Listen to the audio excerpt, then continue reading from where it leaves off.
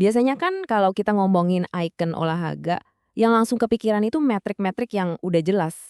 Ya, pastinya soal trofi, rekor, statistik, angka-angka lah intinya. Dan itu emang penting jadi fondasi dari legenda mereka.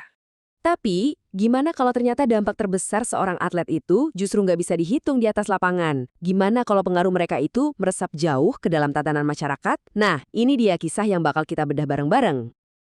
Oke, kita mulai dari yang lagi rame sekarang. Ada perdebatan panas soal performa Mohamed Salah.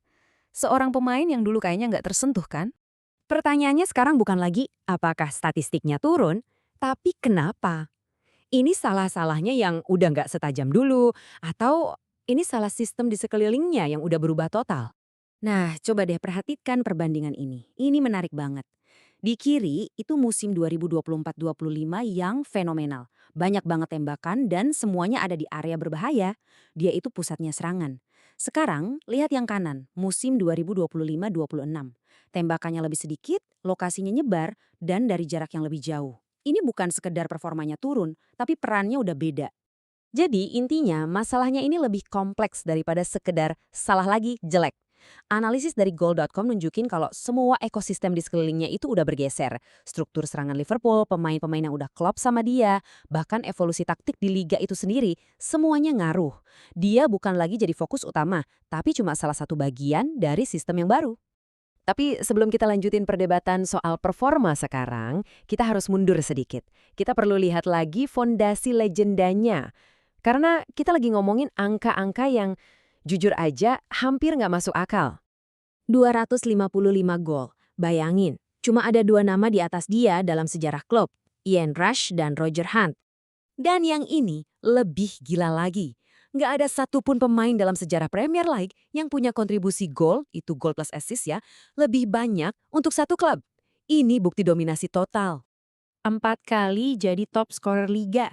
Itu setara sama rekornya seorang Thierry Henry. Konsisten banget di level puncak. Tapi di balik semua angka fantastis itu, ada obsesi yang luar biasa. Mantan manajernya Jurgen Klopp pernah cerita, katanya Salah itu nggak puas sama finishingnya. Jadi dia sampai bangun gawang sendiri di halaman belakang rumahnya buat latihan terus-terusan. Tiap musim panas dia balik, pasti ada skill baru yang dia kuasai. Jadi ini bukan cuma bakat, tapi kerja keras yang gila-gilaan. Oke, kehebatan Salah di lapangan udah nggak perlu diragukan lagi. Tapi buat ngerti warisan dia yang sesungguhnya, kita harus lihat sisi lain dari dirinya, di luar lapangan. Di mana karakternya itu sama terangnya kayak skill dia cetak gol. Coba bayangin, sekitar 6% dari total kekayaannya itu katanya disumbangkan buat amal. 6%. Itu angka yang gede banget buat siapapun, apalagi buat seorang atlet superstar global. Dan ini bukan cuma sekali nyumbang gede terus udah, dampaknya itu luas banget. Mulai dari ngasih dana buat Institut Kanker, Rumah Sakit Anak di Mesir, sampai ngasih beasiswa buat mahasiswa Mesir di Cambridge, bahkan ngasih dukungan bulanan langsung buat mereka yang butuh di kampung halamannya. Ini bener-bener warisan kebaikan yang terus berjalan. Nah, di bagian inilah ceritanya jadi benar-benar nggak terduga. Kita udah lihat kehebatannya di lapangan, karakternya di luar lapangan.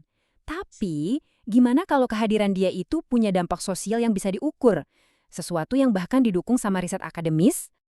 Ada sebuah studi dari ETH Zurich yang ngebahas teori namanya hipotesis kontak parasosial. Kedengerannya ribet ya, tapi intinya simple.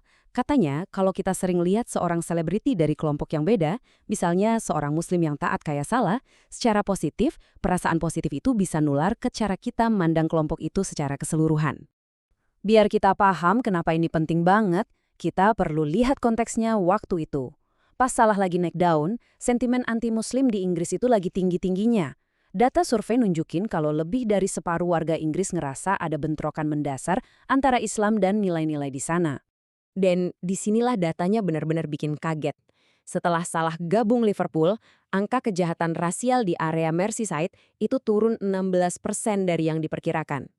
Ini bukan cuma kebetulan ya, ini penurunan yang signifikan secara statistik. Efeknya nggak cuma di dunia nyata, tapi juga di dunia maya.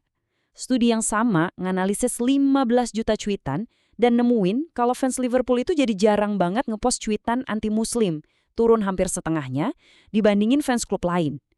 Jadi, paparan positif ke Salah itu kayaknya benar-benar bisa ngubah perilaku orang, baik online maupun offline.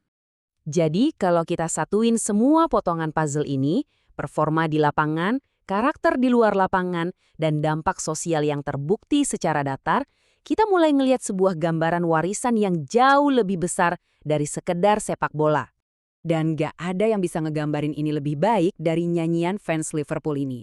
Semua data dan teori akademis yang tadi kita bahas jadi nyata lewat Chen ini. Ini bukti hidup dari kontak parasosial itu. Fans bukan cuma kagum sama pemainnya. Mereka bahkan sampai merangkul identitasnya dengan cara yang menyenangkan, yang ternyata bisa ngubah persepsi. Nah, ini akhirnya balik lagi ke pertanyaan kita di awal kan? Kehebatan itu ternyata bukan cuma soal trofi. Mungkin kehebatan sejati itu adalah saat kamu bisa mengubah nggak cuma permainan, tapi juga dunia di sekitar kamu hanya dengan menjadi diri kamu sendiri.